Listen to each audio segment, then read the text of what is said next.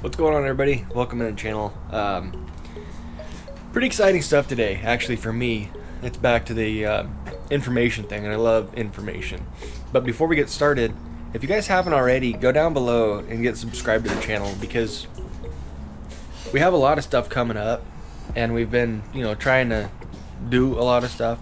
So make sure you're subscribed so you can keep up with what we're doing. Also, make sure you like the video if you do. But getting into today, so we're getting into November. It's getting cold. It's getting nasty. Some of you guys already have snow and freezing weather. Luckily, here on the coast, it's not freezing yet, but it will. The point of today is, a while ago I told you guys that I'd found the perfect fuel additive for me, and that was Optilube's Boost Plus. And I really like the stuff. The stuff's awesome. It is the perfect summertime additive. But now that we're getting into winter and getting into cold weather, there's a new guy in town. This is Optilube's winter blend.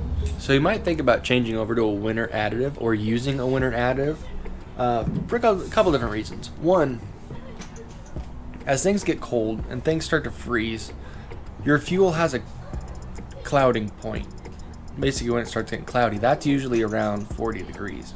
And from there, if you're using raw diesel, normal old diesel, it's just going to get worse from there. It's going to start to freeze. And actually what gelling is, and this is the main point of this additive, is to prevent gelling. Gelling is basically wax forming in the fuel. And I'll show you guys a picture up here somewhere of a fuel filter that is waxed up. Even though I don't live in freezing conditions, I have one main reason why I worry about this, and that is, if you guys don't know, the truck has an air dog right there. That's a air dog 4G 165, if you guys care to know. But the big thing for me is those filters are hanging down in open air. Not only can they freeze, there's no insulation, so they're more acceptable to cold weather.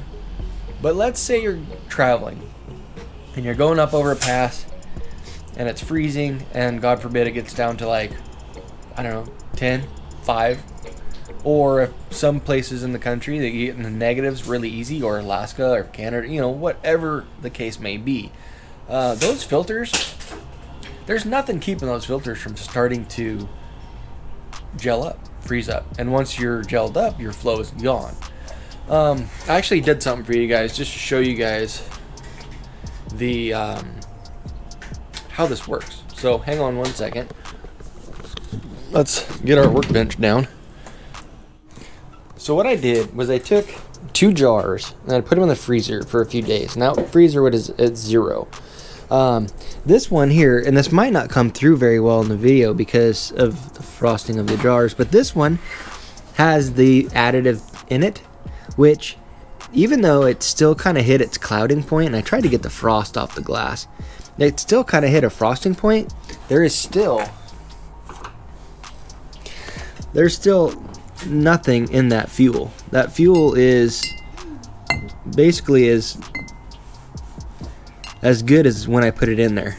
So this one over here is untreated, and you can see, hopefully you can see that through the glass, there is wax floating around, or solidified diesel floating around in that fuel. Now the dilution on this, I probably went a little light, but it's a very simple thing that shows that it does work. Now,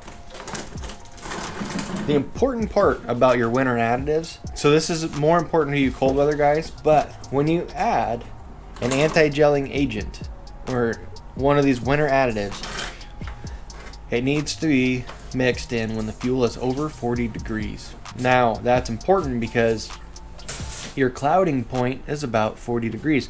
Once the fuel starts to cloud, it won't mix with the additive as well. So you're not going to get a complete dilution of the additive in the fuel. So one thing that was brought up, actually, and I'm glad that this was brought up, in another video, they actually, in the comment section of the additive video before of the Boost Plus, I had made mention about anti-gelling and this additive, and someone did say that in the US and most countries in these winter months, your diesel fuel is actually sold as a or actually made with a winter blend or an additive package for the winter. So there's two ways it's done. One is with an additive package, which is fine. That's basically adding what this fuel additive is into the fuel that they sell you, which is great. But another way they do it is they blend number 2 diesel with number 1, which is basically kerosene. Kerosene doesn't freeze like diesel, but it has its disadvantages as well. Kerosene doesn't lubricate like diesel fuel does, and lubrication in your fuel system is extremely important. So one thing this additive does is it does add lubrication to your fuel. That's never a bad thing. You always want as much lubrication in your fuel as you can get. Also, it boosts cetane levels, and like we went over in the last one, which will be linked at the end of this video, your cetane level is basically at the rate at which your fuel burns. So the higher cetane, the quicker you're going to get that combustion in your cylinder. Still, very important even in the winter.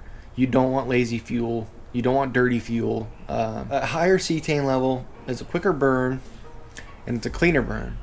So it's not dirty. And this is one thing that is important in the winter, even if you're in the rainy areas where you might not freeze. You run a greater risk of getting water in your fuel, whether it be at the station, when they get water in the tanks, and weird things happen. Maybe you have a leak in the top of your tank, whatever it may be.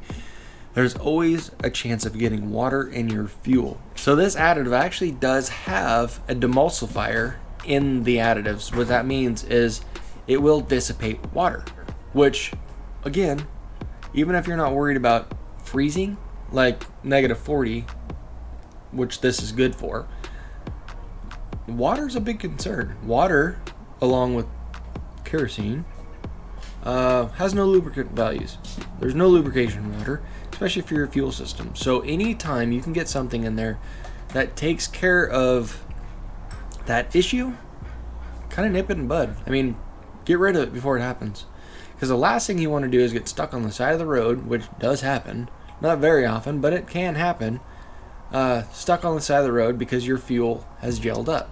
I was actually really excited to bring you guys this stuff because, like I said in the beginning, I love information. The more I can learn about something, the better off I feel I am. And with this diesel stuff, I'm doing this because I want to bring it to you guys. I cannot say enough about OptiLube's additives.